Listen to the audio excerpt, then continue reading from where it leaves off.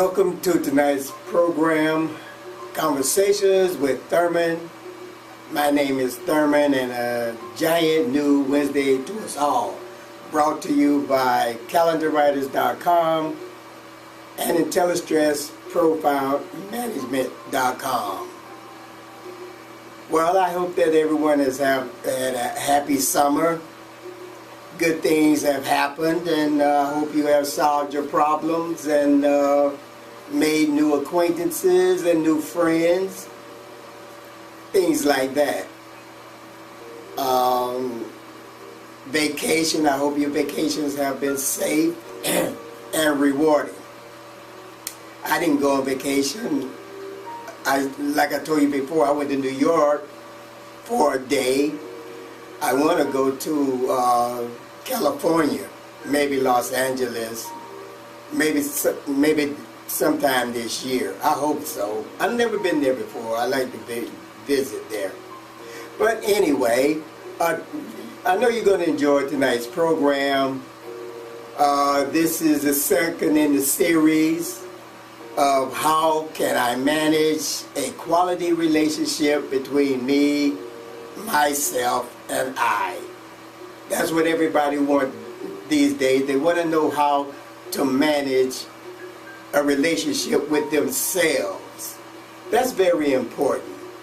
To respect yourself, how you feel about yourself.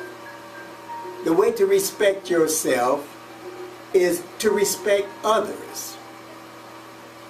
And your goal is to create a relationship where others respect you the same way that you respect them. Okay, we're going to get into that a little later. But right now, what's in the news? Well, have you heard about Yahoo? There were millions of accounts, customer accounts hacked. And you might be one of them. Maybe I'm one of them, who knows? You know, and their accounts they got all kind of information, personal information about people and so forth. Man, that's really terrible, you know? And as a result, and then I heard again that Yahoo has authority from the federal government to go into people's accounts. They have the authority to do it. So I said, now what's with this? I don't get it. You know, if people's accounts was hacked,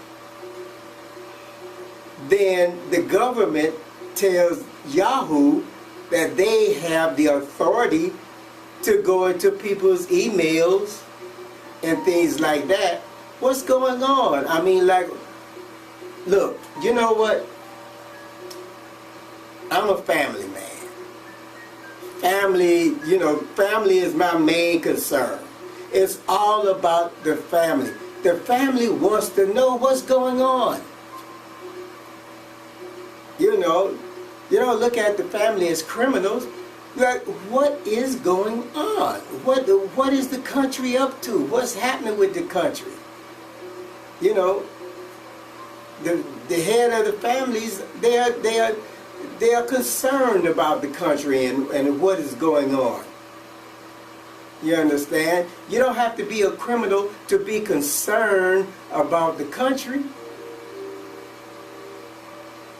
Keep that in mind. So everybody pay attention. Pay attention to what's happening. Care about something, you know? Care about yourself. Care about the country. Care about the leadership. Things like that. Okay, so much for the news. Now, how can I manage a relationship, a quality relationship between me, myself, and I? How can you manage a quality relationship? How can we manage a quality relationship? Well, The first thing we have to consider character. The second thing we have to consider is how ought men and women behave to achieve the good life. Firstly, character. Everybody is an individual, as we said before, and they have their own character. They have their own likes, they have their own dislikes. I and me, the relationship between I and me is essential. An agreeable working relationship between I and me is essential. Like I said, think of yourselves as I. Think of your own situation. The things that is happening in your own life. I and me. Okay, my description. I'm a male, a male character. I have on a tie, I have on a suit coat. That's characteristic of the way I dress, normally. That's I. But me, I take off the tie, I put on casual clothes, and I do casual things. That's me. I'm an individual. I wish to go to church. Me, I don't go to church. Although I should, like everybody else, I guess. But I don't. I used to a long time ago when I was young. I grew up and I was taught the way others were taught.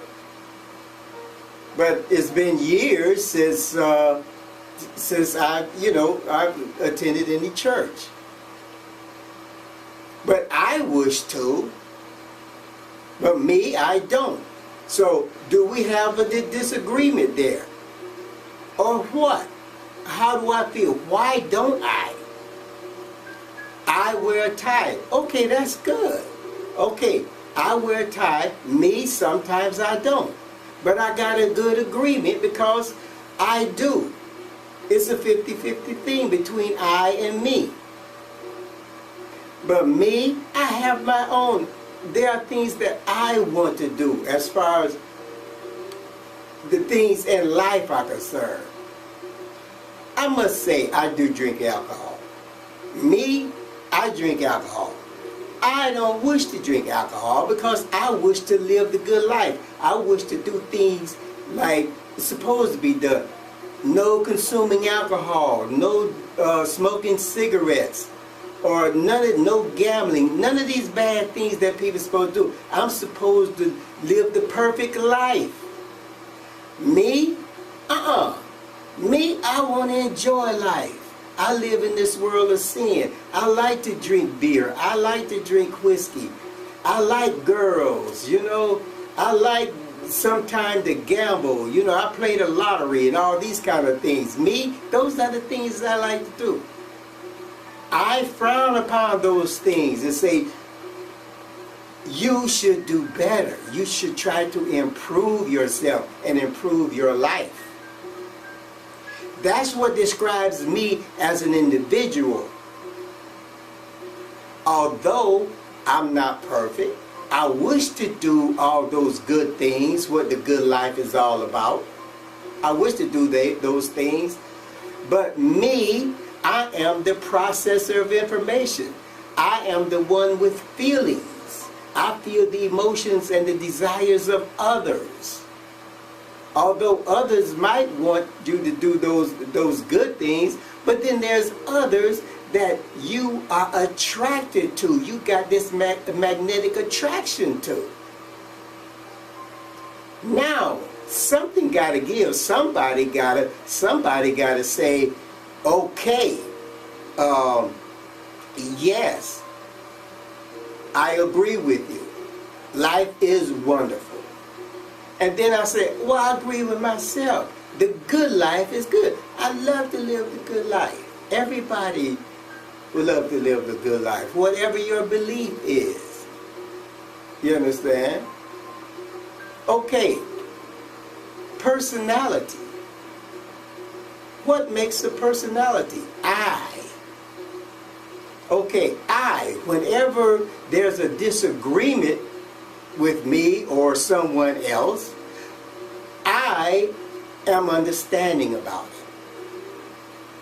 I understand the situation, and my thoughts about the disagreement is going to be good thoughts, favorable thoughts, in order to keep our relationship intact, in order that we maintain a long-lasting relationship. Me, a disagreement, I might get angry. I might just say, oh, well, forget it then, you know. If you don't agree with me, then we're not going to get along. And I'm going to find something else to do, or I'm going to do this, or I'm going to do that. Me. But I says, no, we're going to make the relationship work. You know, you got friends, and then all of a sudden, the friends become enemies. I call it eternity. That's when relationships goes bad. It's eternity. And what eternity is all about? Eternity is all about change. When life change, you ever hear women say to you that they're going through the change of life? When they go through the change of life, you can't get along with them. Nothing you can say. You know, you just can't get along with them. You know, you go out and get yourself a beer. Go out and do your thing, you know. So, but it's like the change of life. The change of life is the same way. You see, when the change of life, but with life, it's different with a woman. With life, we call it eternity. Situations in life, events in life, you know, things begin to turn against you. You know, your wife might turn against you. She might turn against you in different ways, or she might find someone else that she falls in love with for some reason. These are all matters of eternity. Or you, the men folk out there, you might find somebody else that you'd like to be with, or something like that, or another friend or something. Or your friend, you disagree with your friend or something like that. All of a sudden, that's eternity. That disagreement, the ingredients of disagreement, is eternity. That's when things go bad. And if you are not strong enough, and if you don't have the strength to maintain that relationship, it's going to go bad. And a friendship going to be a bad relationship. It's all about the disposition, your personality.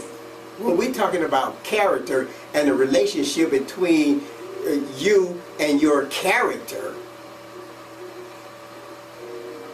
me, I have a character. My character is descriptive of the way I live and the way others think of me. My personality is created from how I cope with the stresses and the tensions of life, and how life presents itself to me. How do I cope with disappointment? How do I cope with anger? All that is part of my personality.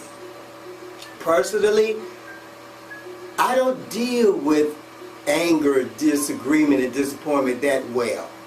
I really don't. As far as me concerned, I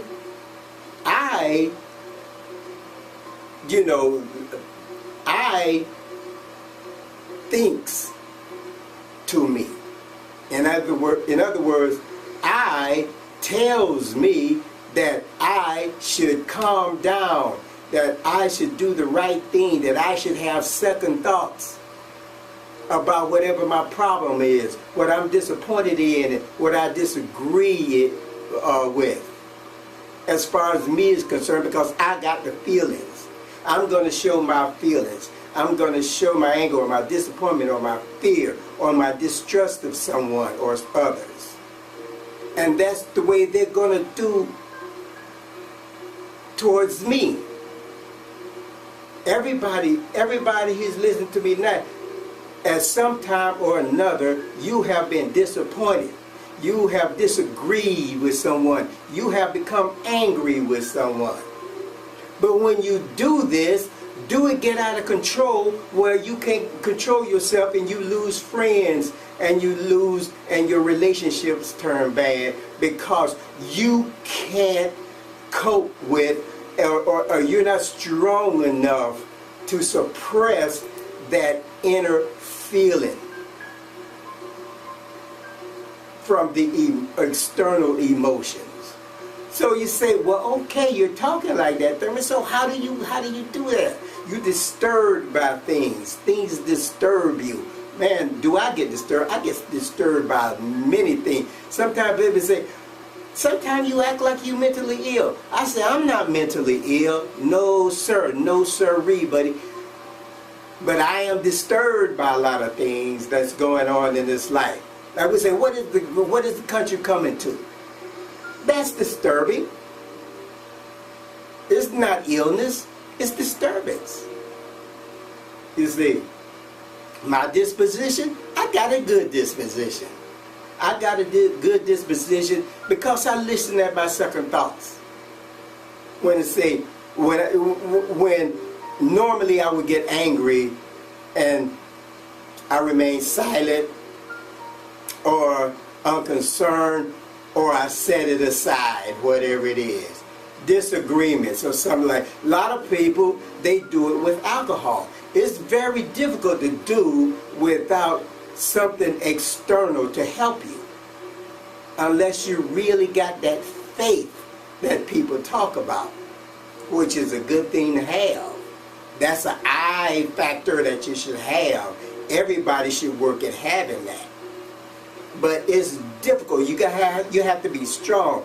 But you know, if you're in the world of sin and you're living in that world, then it's going to be very difficult because you're going to need a crutch. You're going to need something. You're going to need something. How about you're going to need something to help you out. You see. So that's where I come in and where I try to teach me how to be strong, where I won't have to use those external things whenever I'm disappointed or disagree or angry. You see, that is my disposition that I'm trying to work on. I have a reputation. My reputation is my character also. Contribute is an ingredient that contributed to my character. It contributed to my good health. My reputation. Why? To my good health and to my good mental health and the way I think about things. Number one, I was raised. My parents raised me right. They raised me the way a man supposed to be raised, with values that what we call the ultimate values, the values of associating with others and seeing others the way they are, and then being able to say, I want to be like this, or I want to be like that, or I want to be like that. Or I want to be like that person, I want to be like that person, or I want to be like that person. And then implicitly or automatically I'm thinking within myself, and these things happen sometime, and then all of a sudden you find yourself copying after others without really knowing it sometimes, because you're building that relationship. You know, that, and the leaders of the day, you know, whoever leading the country and the people and so forth, they have to have that kind of relationship with people. They have to have that inner relationship first, that honest, true relationship. Because no matter how much you lying to people, or how fraudulent you are, or counterfeit you are, within, everybody shares the same public spirit. And they're gonna know. But the thing it is, that's another thing about I and me. me is going to react without even knowing about it. But I knows. But if I knew what the future was going to really be, I changed my life for me. But it don't work like that all the time. That's where we get into how men and women ought to behave to achieve the good life. Plato said, if men or women knew what the good life was, they would behave in a way to achieve the good life, if they knew what it was. Okay, that's implicit situation. That's where within us, I automatically know. Have you ever talked to people, or you ever just casually lived your life and people interpreted your behavior and the things you say, they interpreted in a different way than you presented to them? You might be talking the good where they're listening and they seeing other things other than the things that you want them to see. You want to project yourself as a wonderful person, or a good person, a truthful person, a mature, dependable person. But then again, you got that self-deception. And people looking at other things. They looking at my tie, but at the same time they looking at my tie, they say, okay, I got ties. Yes, I got ties. I got ties. I know people. Yes, I know people. I got ties. They looking at my ties and they say, whoa, they thinking about the other people, the people I got ties with. Now, are those people doing it? They say that you are judged by the company you keep. You see what I mean? But why can't a man enjoy wearing his tie and his jacket or his suit without being criticized or have to be blamed for the things that others do? Implicitly, we do with the good life if we know what the good life is. So if I know what the good life is, I'm supposed to behave in a way to achieve that good life. You supposed to see, whatever I do or say, you supposed to see that good life becoming a reality. I'm realizing myself. I'm realizing a good relationship with myself and others. You're supposed to be able to see that. You're supposed to be able to see that in your friend, your relationship, your neighbors, your family. But if you're looking for the bad, if you're looking for that and attract that attention, then that is what you're going to see most of the time. That's going to always put something there for you to, hey, check this out, check that out, check this out. I was sitting there one time, I did a show, and I got up from the seat. I usually sit on something so my pants don't get messed up or something, like crumbs and stuff like that. And like that. And then, whoa, what do you think, man? People had all kind of thoughts. But I didn't intend for them to have those thoughts like that. But it did. It influenced the way they were thinking. It turned people off. You see. So that's why you have to pay attention. You have to pay attention to the influences of the external influences that influences relationships. You want to make a good relationship with somebody, but an external influence says, no, I'm going to make a bad relation out of this situation. A negative and positive. For every positive action, there's an equal opposite reaction. That equal opposite reaction saying, whoa, you saying I'm going to do good, is that reactions that saying I'm going to do bad. And so what are you going to look at? You're going to look at the bad, or you're going to look at the good. You say, well, what is good? Oh, good is if we know what the good life is, we don't supposed to know what the good life is. You don't know. Plato said in 5 BC. Plato said people don't know what the good life is unless they have the knowledge of it. How can you know what the good life is if you don't know what good is? So he's saying, okay, you got to suffer. You got to suffer.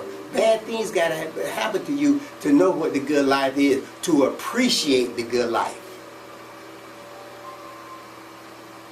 And I think you all know what I'm talking about. When you got it good, like they say, you don't miss your water till the well run dry.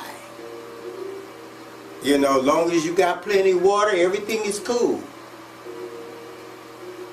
But you don't know if that's the good life or not until you don't got no water. And then you get water again. Then you appreciate it. And that's what we call wisdom, folks.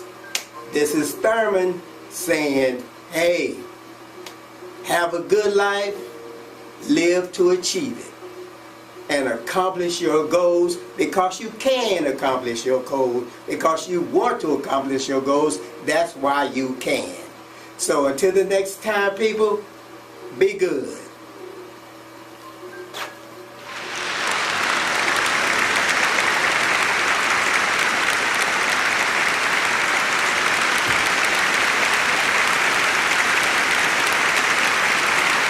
Well, again, I'd like to thank you for sitting down and being a part of our audience.